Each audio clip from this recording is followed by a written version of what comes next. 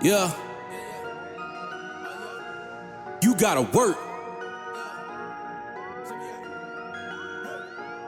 You gotta work, grind, shine, it's mine. Gotta show everybody it's my time. Getting here, you gotta work, grind, shine. Never mind who talking down, cause they lying. Don't talk, you gotta work. Welcome to Let's Talk with Carl Lee, where sports, culture, and community intersect. Join Carl and frequent co-host Hollis Lewis as they dive into engaging conversations with guests from all walks of life. Let's Talk is proudly presented by attorney Frank Walker. Real talk, real experience, real results. FrankWalkerLaw.com. Let the conversation begin on Let's Talk. Welcome, ladies and gentlemen, to Let's Talk with Carl Lee, and my co-host Hollis Lewis is not in the building today, and he may not be here for another week, so we'll miss him, but we'll keep the show going. Let's Talk is proudly presented by attorney Frank Walker. Real talk, real experience, real results. You can visit Frank Walker at FrankWalkerLaw.com for more information. You can catch all of Let's Talk with Carl Lee every Sunday at 1 p.m. and Thursday at 7 p.m. on 580 WCHS. If you've missed any of the episodes, you can go to WCHSnetwork.com/Let's Talk, and you can get all the information and all the shows from there. All right, ladies and gentlemen, today's show, we're gonna address, I don't know if I want to use that word, we're going to discuss youth football. We're going to talk about, what the experience is like in coaching it, and what is the experience in all of the challenges that come with it. And a lot of times when we're talking about that, we're talking about, the league breakups and what that does to some of the parents and how the parents feel. And I'm going to introduce them here in just a second, but I've got two South Charleston coaches here today to kind of give the insight to what it is that they go through coaching. Both of them have situations where they're coaching their son, because that'll obviously be a conversation, as the term, as we know it, is daddy ball. A lot of parents are upset when they see that. So let me introduce my one of my really good friends that I have had the opportunity to meet in youth football.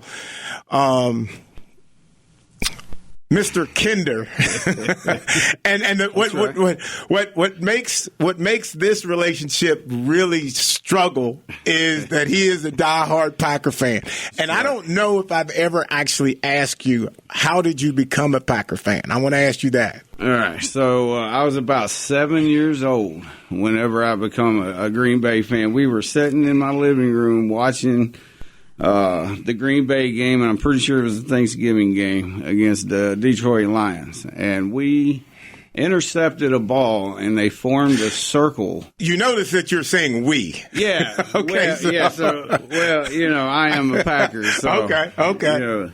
I'm working on getting a part of the ownership. Okay, I'm with you. So Green Bay, they intercepted the ball. They formed a circle around the guy that intercepted the ball, and he ran it back for a touchdown. I just thought that was the coolest thing ever, and I've been a cheesehead ever since. Okay. I guess I can't hold that against you. Yeah. A father of six? A father of six. Yep. Has been coaching for 5 years at South Charleston. Also coaches basketball in the basketball league for a church league. That's been for 7 years. Yeah. Or is that's a 7 years with youth football? Yeah, 7 years with youth football. We're going on our 4th year at New Fire Basketball. And you're over, and you run that. I do, yes. Me and my wife, we run that ministry out of our church. It's becoming pretty successful. That's good. That's good stuff. All right, and Fred Waldron, and Fred has been with us 4 seasons. 4 seasons. 4 seasons, coaching 3. And you also coach your son. Tell us a little bit about your relationship and coaching before I kind of give you a little bit more of an introduction. Tell us a little bit about your son and the relationship that you and him have, because I think it's a really special relationship that I don't know if everybody knows it, and I think it's something important to know. This one's a little different. You had mentioned the daddy ball situation. I'm one of the coaches now that I prefer not to coach my kid. I prefer to, this year I stood back and let, Kinder take the reins and step up and give him more, of an opportunity. And I've held back and stayed with the younger league, or the younger players. But starting off our first season with him, me coaching with him, it was a little rocky. It was hard to juggle that coach on the field and at home. Right. This thing between him and I pulled the trigger, and I was like, I think this year I want to kind of kick him off to Kinder and let Kinder coach him, and other coaches, to step back and stay with the little guys, which I do prefer coaching the smaller little, the little guys that just come into it. Okay. So. All right. And he's 43 years old and has lived in South Charleston his entire life, and he's been with the football program for 4 seasons now. So anytime, ladies and gentlemen, when we start talking about youth football, it's always kind of touchy. It's always somewhat of somebody gets hurt. Somebody gets, they get mad at what we say or what we don't say, or, why did we say that? And I want to make the case that youth football, K through 6, is the development age of the future kids who are going to play in middle school and high school. And winning, while everybody loves to win, cannot be the ultimate goal. No, and I think that's exactly the path that we're going down that's wrong, in my opinion, in youth football. So, elaborate a little bit. What does it? How does it bother you, and what are you seeing that you think makes it that we're heading down that way? Well, back when my oldest son, he started playing for Tornado, I noticed that when I take him to practice, they had a pretty good squad. You know what I mean? They were good. They were really good back then. Back then they were. And I noticed that he played on the line because he was a little bit heftier back then.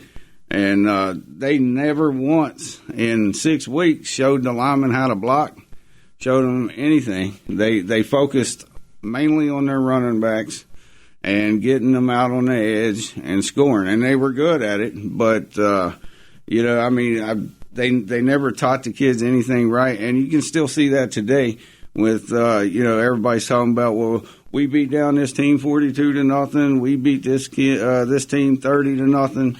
And you never see them actually out there showing the kids how to properly block or any of the fundamentals, blocking, tackling, any of that, So I'm one of the coaches that will tell you straight up that winning is the least important thing that I care about. Your kid's safety is by far my most priority, and teaching them the fundamentals and development of the game would be the second. So, and Fred, you've had an opportunity to watch and to coach. Yes. How different is it when you're not coaching compared to actually physically being out there? And you're with the younger, the K through 2s, so you're out there with them. It is. It's got to be a difference.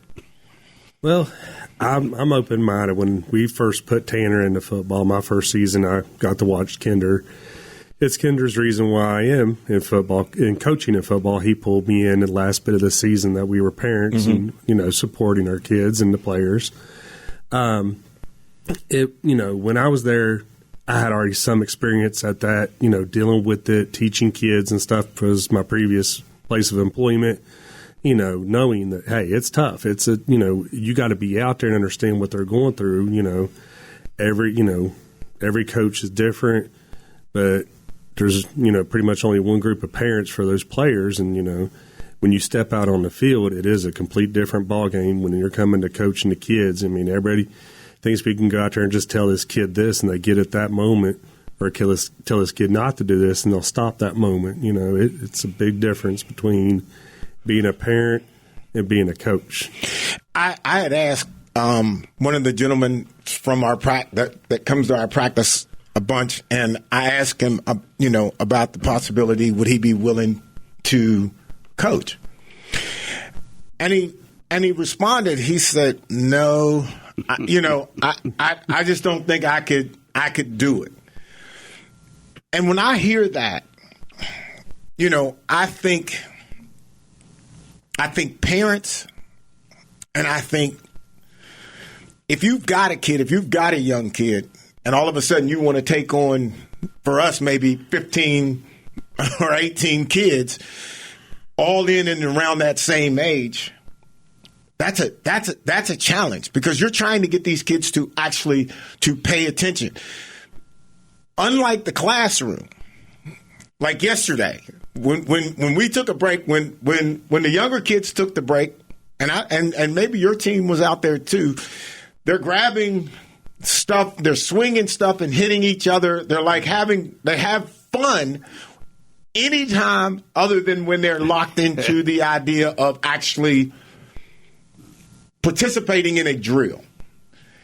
How do you mentally, and of course I'll tell on myself, I was working for you a little bit yesterday and went off on the kids because they weren't paying attention. Yeah. How do you manage that between both of you? It can get difficult at times, you know what I mean? But I think some of what really helps me out is that, I try to understand that they're all, anywhere between 5 and 10 years old. Yeah. So they don't really understand the, respect aspect of things. They don't understand what football really demands out of you. So it's kind of our job as their coaches to teach them that. And that's not something that you can teach them in 6 weeks in a season. Right. That's something that you have to develop over time with these kids. And I think that's what helps me out with the kids that I have that I've coached now for 4 years, 5 years straight, is they have had me for so many years, so they understand what I demand out of them and I ask out of them. And, I'll be able to say, hey, and they all pay attention. Right. But if, say, one of my assistants do it, then they're not paying any attention to him whatsoever. So I think that, it takes some time to be able to teach these kids that stuff. And you got to sometimes get down on their level, you know what I mean, and understand, listen, I wasn't a good kid back when I was 7 years old. You know what I mean? Yeah. I got thrown out of a couple football games at 7. So, you know what I mean? So I could see that. Yeah. So you got to kind of understand, hey, look, let me walk you over here and set you down and find out what's really happening and why you're acting the way you're acting. And then we can kind of go from there and try to adjust it, and you know what I mean? So, yeah. Fred, you're to me, when I watch you coach, when I watch your mannerisms, it's interesting to me because your mannerisms as a person is a calm, collective, thoughtful kind of individual that doesn't always fit the coaching realm. Yep. And you're good with the kids that you deal with, and which are the younger kids. Is that just your nature that you just keep you push into trying to work with these kids? I think that, or do you add on to it? Do you have to add on to that calmness and patience to make it work for you? Years of with these kids at that age. I mean, my whole life I've been around little kids, babysitting and all that stuff and everything. And I guess the training I've had, and of course the experience I've had, it's really helped me. I have a lot of people come up and that's the first thing they say, how do you have the patience for it? How do you have the patience for it? These kids, to me, I set myself, I think it's a little bit of a challenge too. Can I take this 5-year-old and this 6-year-old and open my eyes up at the end of the season and see him grow progressively through the season in a positive manner of, getting better at football or behaving better. I look at everything was, I guess it's kind of like a challenge for me. That's why I'm getting more out of it. I was like, I want to see these kids at the end of the season or go on up to the next level with Kinder and be successful a little bit, So that's what I'm kind of shooting for. And your group, the young group, I mean, for me, I'm standing on the sidelines and I'm trying to watch them run a play or play defense and stop them. And I'm seeing, oh, they didn't stop them, or, oh, that was a good stop. I'm not really for me, it's a little bit harder because I'm not hands-on to see where they come from. Not that I can't see that we can get better and we're getting better, but the process, it must feel really, really, really good to you when you see just even like some of the scrimmages the other day. Like, some of those tackles were like big tackles. And I have to say, I have to throw a shout out to Bo.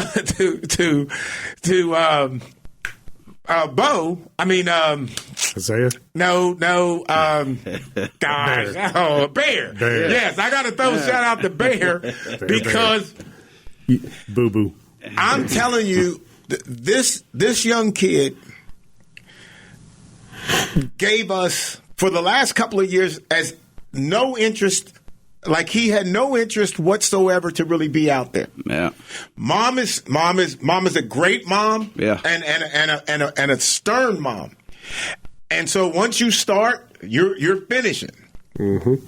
And man, some of the tackles that he's making now.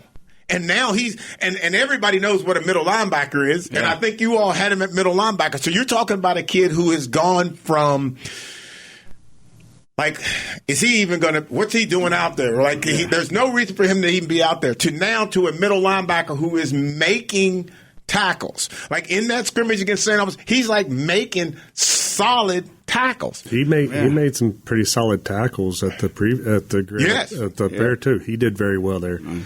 Once he gets, once we sit down and say, hey, this is your job, this is what your responsibility is, he takes into that, and he doesn't, he'll progress a lot quicker.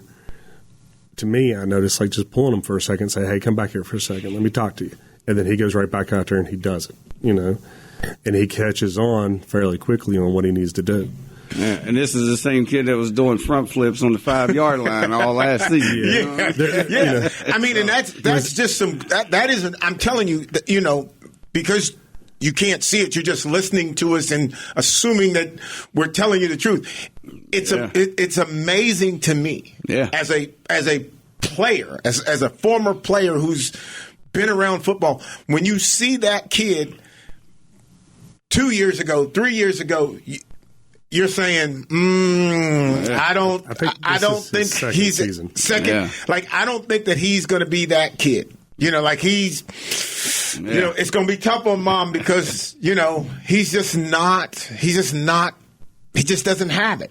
And then all of a sudden, you wake up in this season and he's as physical as anybody on your team. Well, the previous season, I think late in the last season, I had told our head coach of C team, Doug, I said, this kid's going to prevail. He's going to be a threat. I said, don't, make sure you remember, like, look into him. He's going to be something, and he's showing it, that he is going to be a threat running the ball and also in the defense aspect. So, yeah. And I think that's why you can't give up on these kids. Yeah. You know what I mean? Yeah. They might be this way, and we have one, and I won't mention his name, but we call him Speed Bump because we're always tripping over him. You know what I mean? But you tell me in 2 years that kid won't snap it together and become one of the better ones. I mean, you just can't give up on him. We're giving our full resources into these kids, and if they don't get it this season, next season. But they're still, every time the season's done with, I pick up pretty much most of the coaches I've worked with over the last 4 years.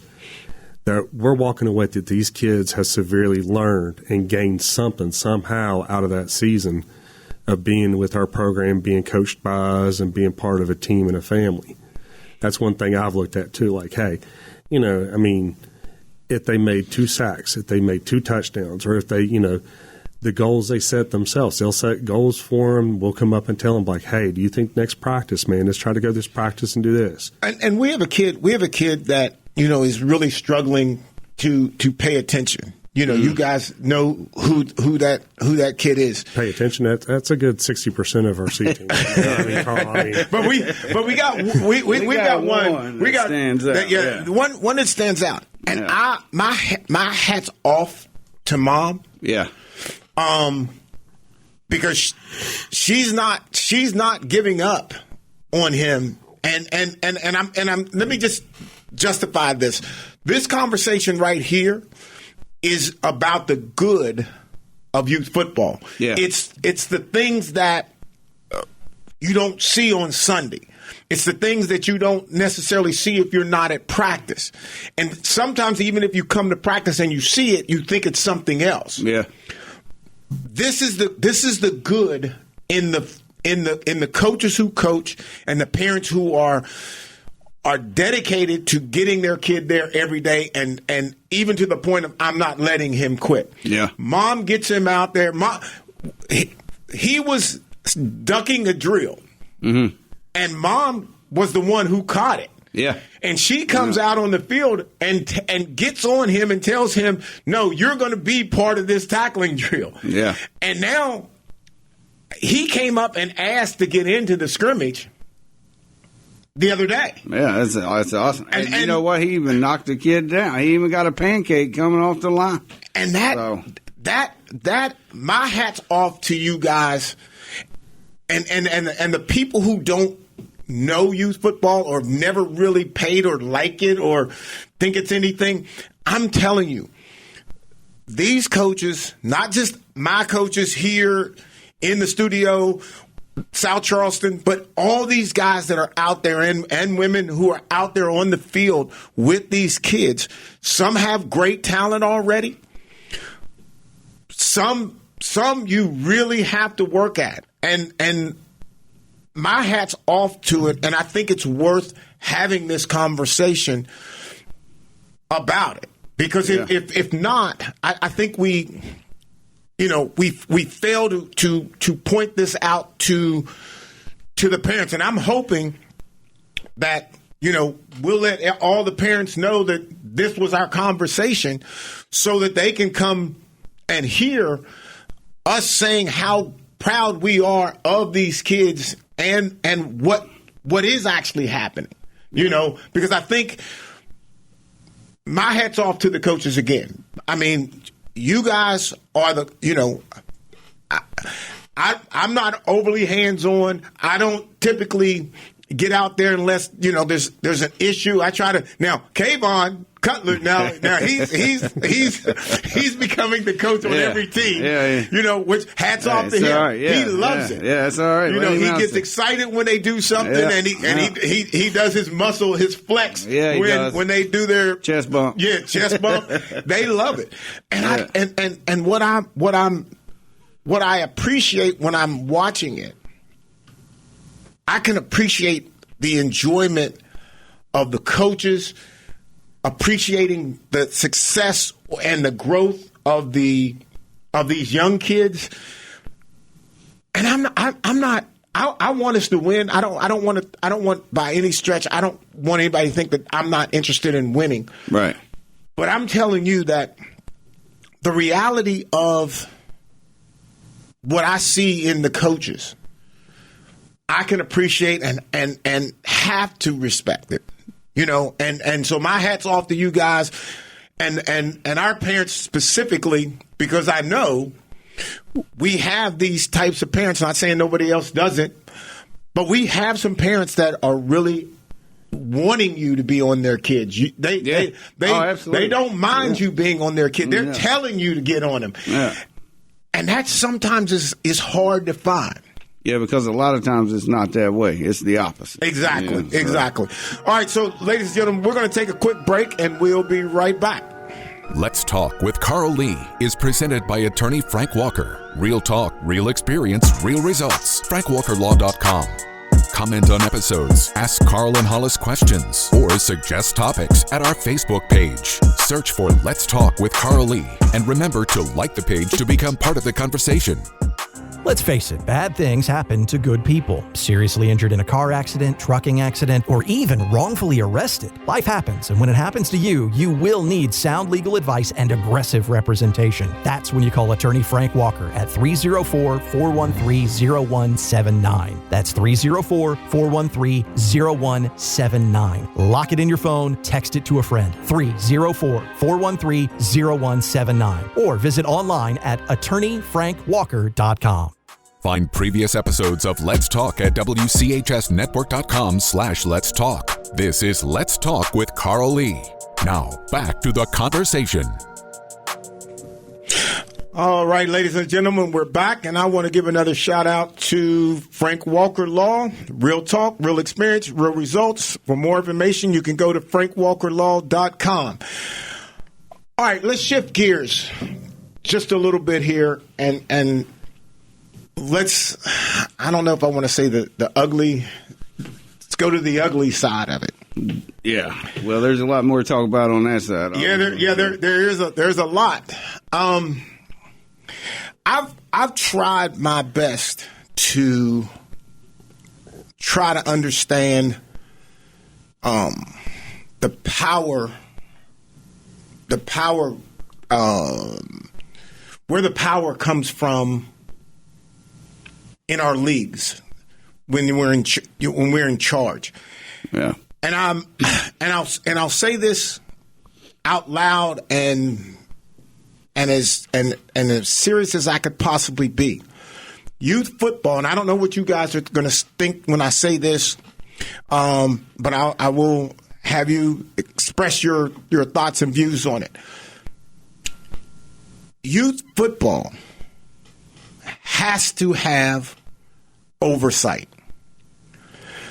We cannot trust the adults in the room to do the best thing for the league itself. And when I say the league itself, it's teams. There should never be a reason to have to put out a team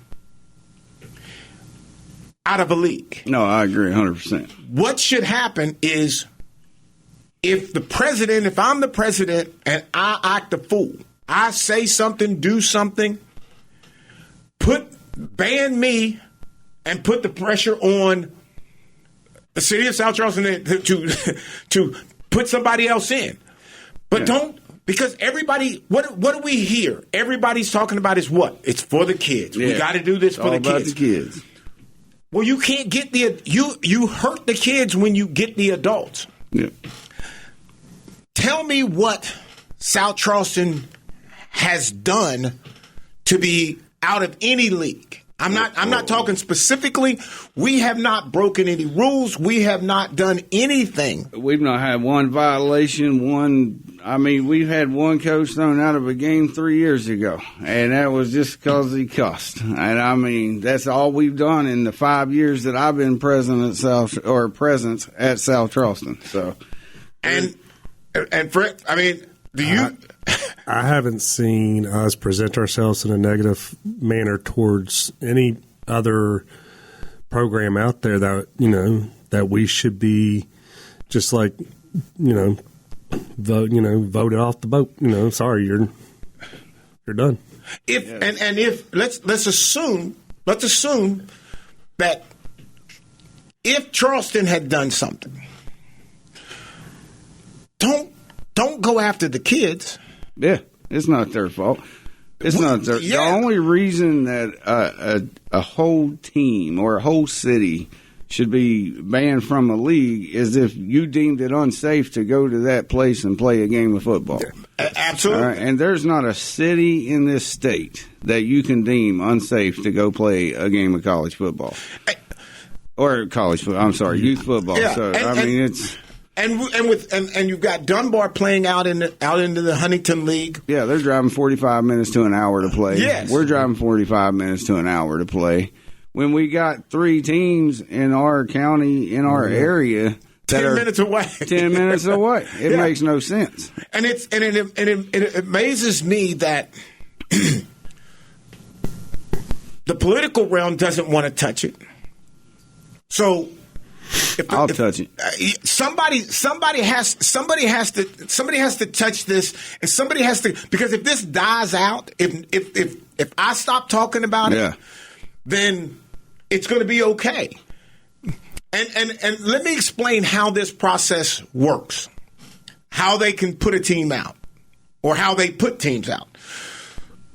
So, first thing that you have to do is you have to call a meeting with everybody with the exception of those teams.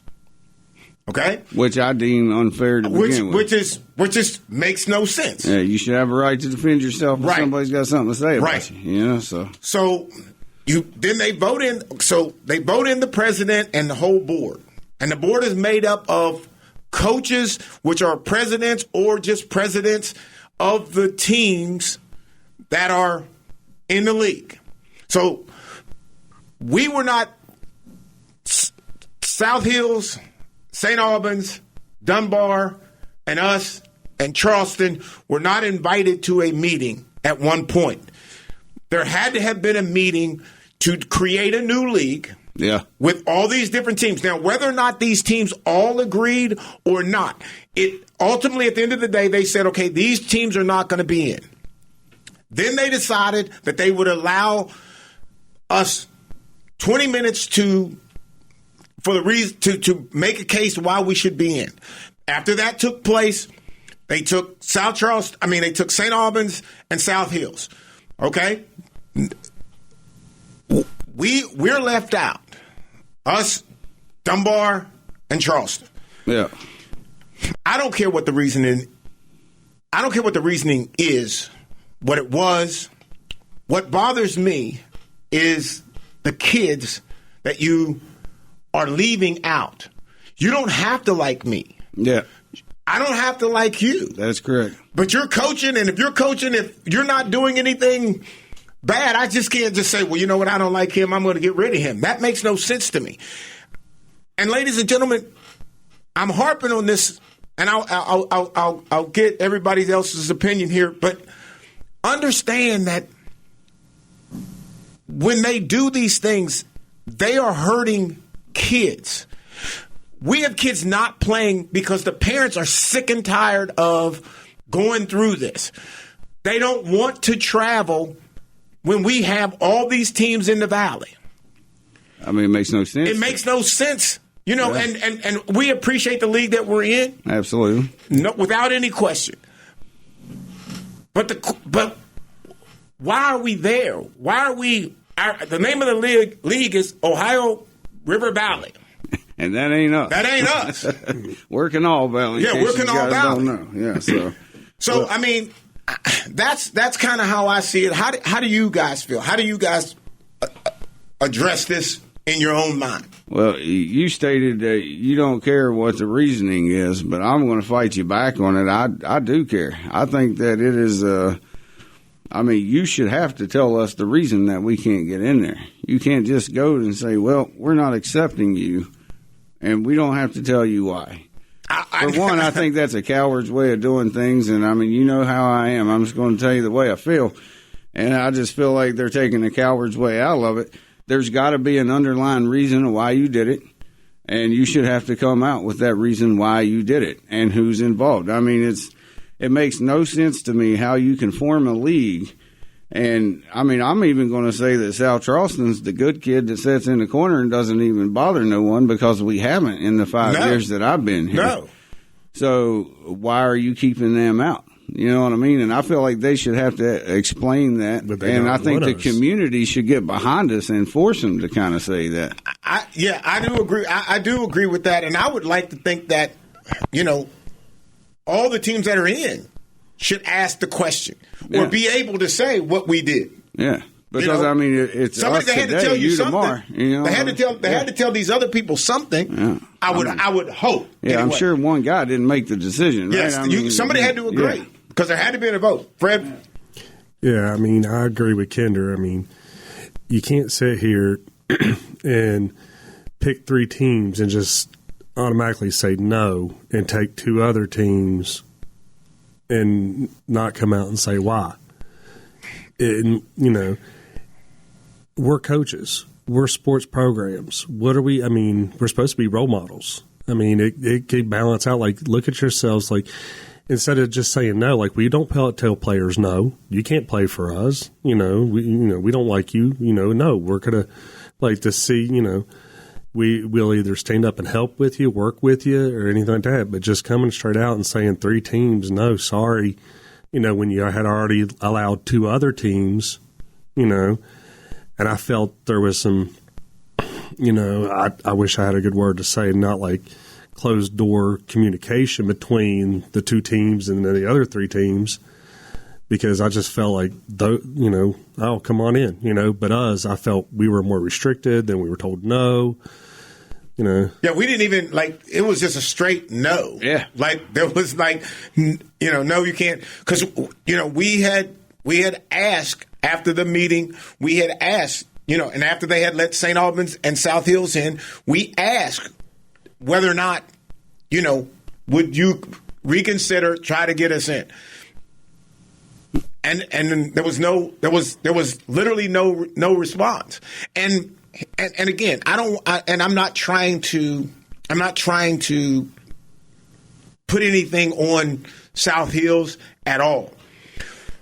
But they did have, they did bring in, which was okay, which the board approved them to allow these kids to come and play for them that were super talented kids. Super talented. I voted no on it. Yeah, should have never happened. But but the vote passed and they got, so they were able to play. So, quote, legally, they were able to play. But if we would have done that, no, it wouldn't have been allowed. I personally do not think that we would have been allowed to do that. I don't think Dunbar would have been allowed to do that. I don't think Charleston would have been able to have that opportunity. Yeah, and these same kids went to Nitro the year before. Yeah, so that right there tells you the path that youth football is going down. And then the attempt was to go to Charleston after the Nitro. Yeah. And so, or from South Hills, they were going to go to Dunbar or to Charleston to help Charleston, which they would. Yeah, I'm sure they would. And they haven't been beaten. And I'm telling you, these kids are going to be great players. Yeah, absolutely. And they do play, and they play travel football. Yeah. And so they know. They know the game. And my hat's off to the dad and to the kids. Yeah. But again, it can't ever come down to a single group or a team or a player or a dad or a coach wanting what they want. Yeah, you just can't. There's no common sense behind. So let's take South Charleston and Dunbar, for instance. There's a bridge that literally connects the two cities. Mm-hmm. And we're playing 2.5 hours away from one another. So if we're all the way up in Warren, Ohio, and they're all the way in... Yeah, we don't even play it. Yeah, we don't even play it. Yeah. You know what I'm saying? So they're an hour that way. We're an hour and 30 minutes the opposite direction.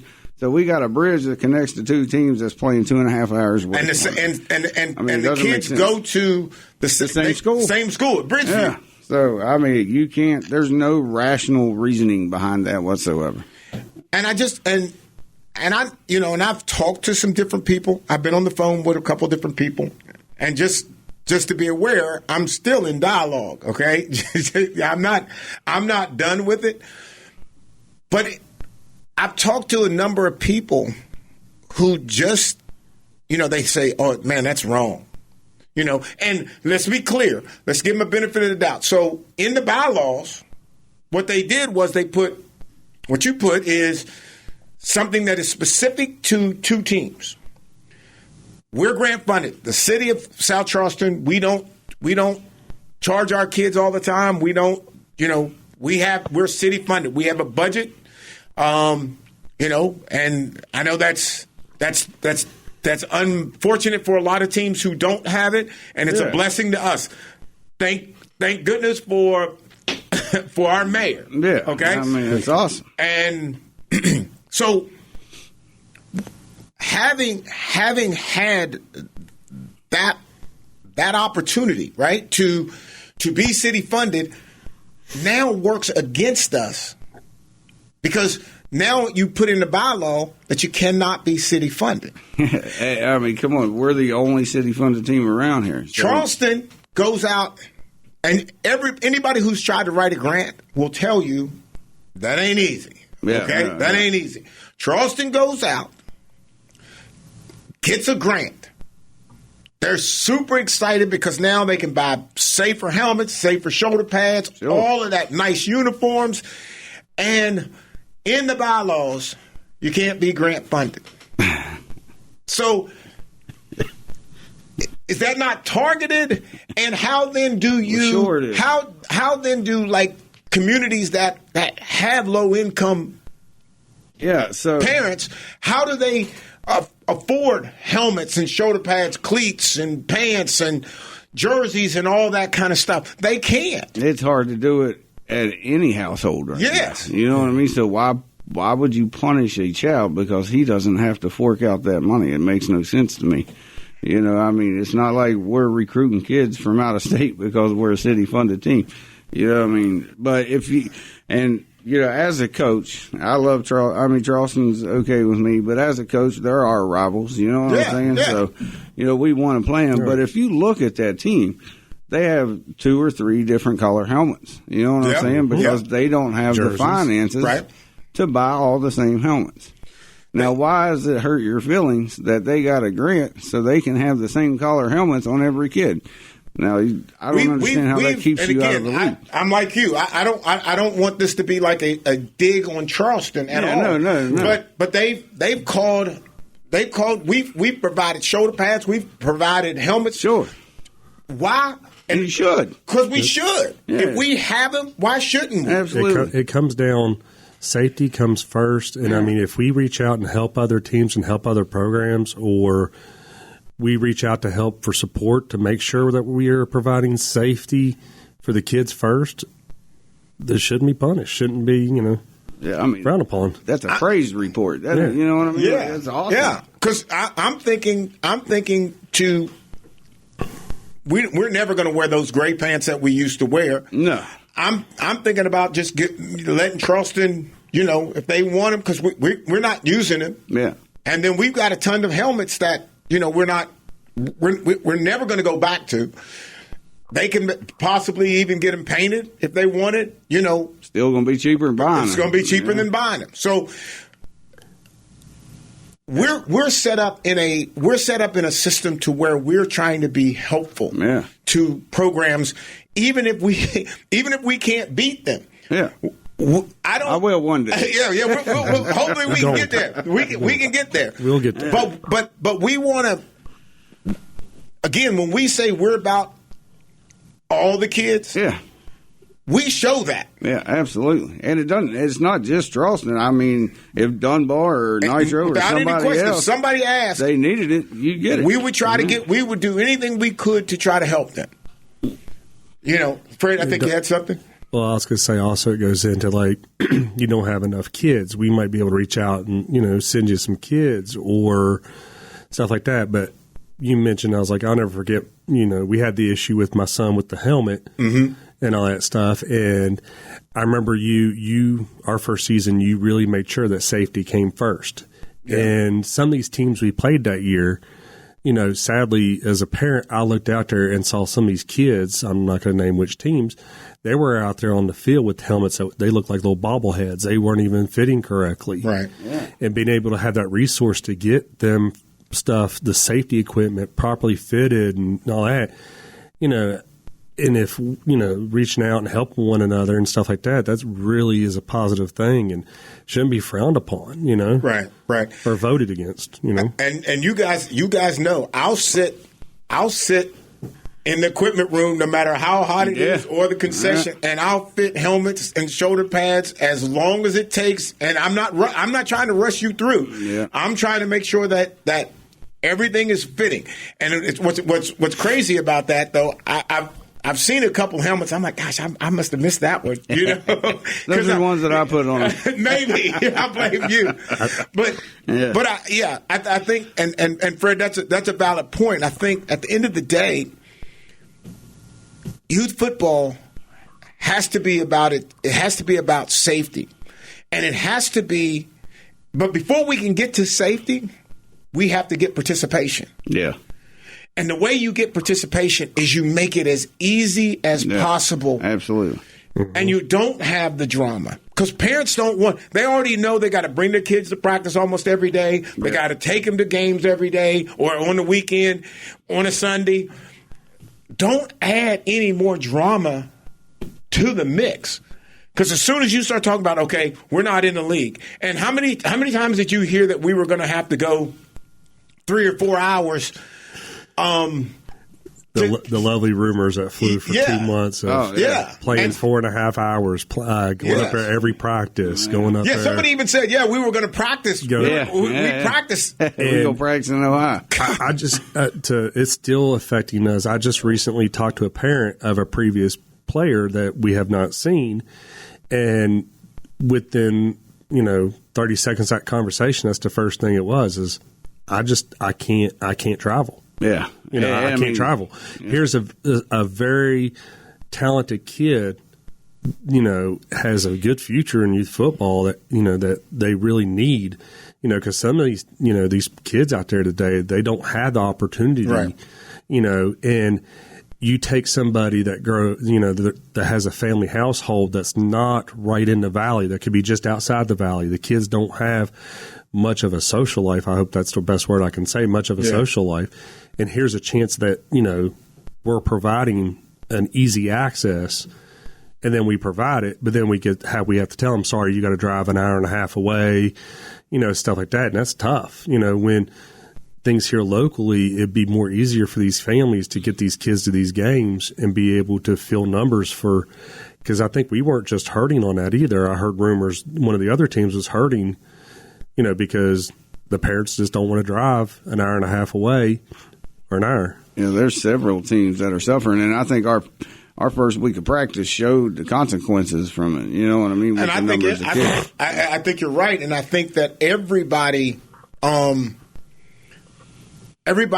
here in the Valley. I think everybody's down a little bit, regardless of where they're going to play. I think Charleston said they may have had an uptick in numbers, which I hopefully that they do. Yeah, I hope that Dunbar would have an uptick.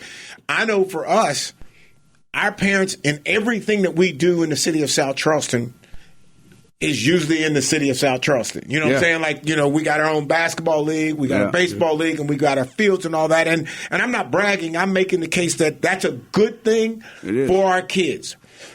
So now when you start turning to just one sport, football, and you've got to go, an hour and a half to a game, hour and a half down, hour and a half back, and game time. And have multiple kids on different teams. I was up there from 9:30 to 5:30, 6 o'clock. For the then have to drive an hour and a half back. You know what I mean? So. You figure if that's a game, we got families out there that have kids on all three teams. Potentially all three, so they would have to be there the same amount of time. I'm getting asked almost every day, like, what are we going to do with the A team? Yeah, and one of the comments was, don't string us along. Yeah. I said, I'm not stringing you along. I don't know when do you pull the plug on the kids that are out there that are playing? I know that the parents, if you got maybe just a kid on the A team, then you may not want to have them practicing or whatever. And we've got one specific young lady that's on our A team. Mm-hmm. I think could be so good. I think so too, and I personally feel like gosh, I wish we could get a team so she could play. Yeah, we're 4 kids shy, and I mean, and the potential of them becoming so much better is outstanding. I mean, I get it. You know what I mean? We're coming up to week 1, and we still don't have enough. So, I mean, I understand the parents' frustrations with it. They've given us, 6 or 5 weeks now, being there on practice every day. Yeah, and I mean, out there butting heads. That is loyalty. Out there butting heads and all that. Still hasn't pulled the, came and brought you the helmet, brought you the pads and say we're done. Right. Yeah. Still staying strong with us shows an awful lot. And like Kendra said, 4 kids shy for these kids that put on the work. And if you're in the city of South Charleston, you're listening to the show, if you know some kids that hadn't actually signed up but might be willing to play football, hey, have them come to the rec. Have them come to the rec at any time. They can sign up there. Practice will be 6 to 8 up at the Rock. They can come to the Rock and sign up there, and we can take care of the application and get it back down to the rec center, get you fitted for helmets and shoulder pads, and make a team. Hey, if we can get 12. Yeah, that's all you need. If we can get 12, 13 maybe, I would be happy. Yeah, and that's only 4 kids. Yes, I mean, 4 kids. Yes, and so 5th and 6th graders. If you enjoy the show and you're listening, please, and you live in South Charleston, and I'll even make the case if you live anywhere that you haven't signed up and you're in our general area, man, come on down. We'll take a shot at it. You know what I'm saying? We'll press the league. We'll press the league. Like, look, this will give us an A team. Yeah, I don't care how good you are. How we want you to be out there to play. Yep. So, Fred, you got anything else you got to say, and we'll get ready to close it up here. You got anything? Anything you'd like to say to the parents? Get off your chest or whatever. First off, thank you, Carl, for having Kendra and I. I'll say thank you for Kendra. That's right. Yeah, I don't want to hear thank you from him. Yeah. He ain't wearing his purple, though. Yeah. 4 seasons. Of course, this season I'm not allowed to say nothing about the Vikings, but maybe next season I might switch it up. See, you just put yourself on a long list of when you come back, okay? But one, I like to thank our community for reaching out and supporting us. That's one of the biggest things, and all communities out there. I want to say that too.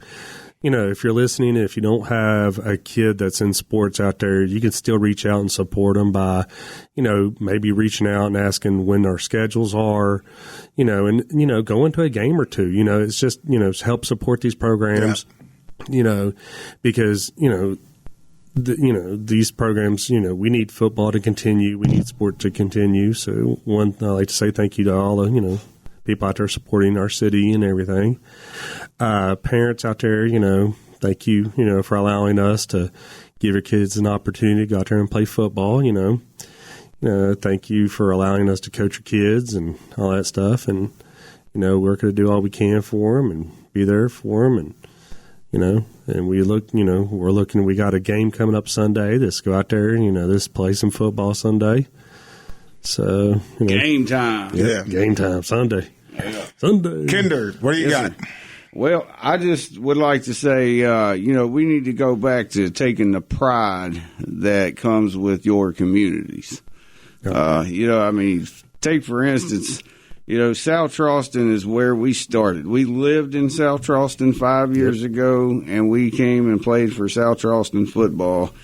And we eventually bought our house, thank God that we were able to do, and we moved to Cross Lanes, and we still have the pride of South Charleston football. It's where we started. It's where we're born, where you play. Not just one kid. So, yeah. Right, multiple kids. And the thing of it is that people don't take pride in where they live anymore. It's let's run to the easiest situation that we got, the best chance for us to win a football game.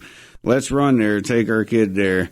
I think that youth sports needs to get away from that, and it starts with the parents. So I just ask that the parents, look into that and give some pride to your community, So that's all I got, and I appreciate you having me on here. Go Packers. That'll kill you from the next time. Everybody knows I'm staying out of this battle. I'm not in this. I'm not throwing mine out there. I'll close out by saying, I just wish we could find a way that youth football could be about the youth having fun. Amen. And not necessarily who's winning. Somebody's going to win. There's no question about that. Somebody's going to win. But I think that where we need to be is we need to enjoy the opportunity for the kids to be out on the field and just having fun. Yeah. Let the coaches coach. And I think that if we do that, I just really, truly think that if we do that, it would just get better. We as the adults, when you start to do something that you think is going to benefit you, your child, or your team, you're dead wrong. The role we have as the adults is to teach teamwork. And the only way we can teach teamwork is we have to be about our entire team. Yes. Not our particular kid. That doesn't work. I've never had a child anywhere remotely close to being part of the football program at all. But I have seen kids give up. I've seen parents walk away, take their kids away. And I can't fight you in that situation. But I'm just telling you that in this situation, creating this positive environment that is called football and team and Absolutely. Work ethic, I think you are building something with your child.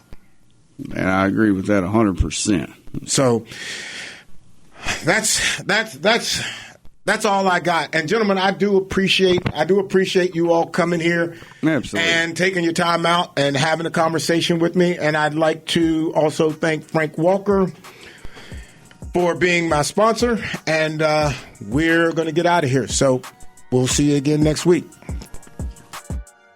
Let's Talk with Carl Lee is presented by attorney Frank Walker. Real talk, real experience, real results. FrankWalkerLaw.com. Comment on episodes, ask Carl and Hollis questions, or suggest topics at our Facebook page. Search for Let's Talk with Carl Lee, and remember to like the page to become part of the conversation. If you fall, dust it off and get back up on your feet. Anything could be a win, yup, even defeat. They say sugar bad for you, why is victory sweet? Couldn't play with big kids, I had to sit in the street and watch from a distance, but over time I grew. If I put in the work, in no time I'm due. Everything that I worked and prayed, I'm okay. If you ask me, how did I do it, I'm gon' say, you gotta work, grind, shine, it's mine. Gotta show everybody it's my time. Getting here, you gotta work, grind, shine. Never mind who talking down, cause they lying. Don't talk, you gotta work. You gotta work. You gotta work. You gotta work. You gotta work. You gotta work.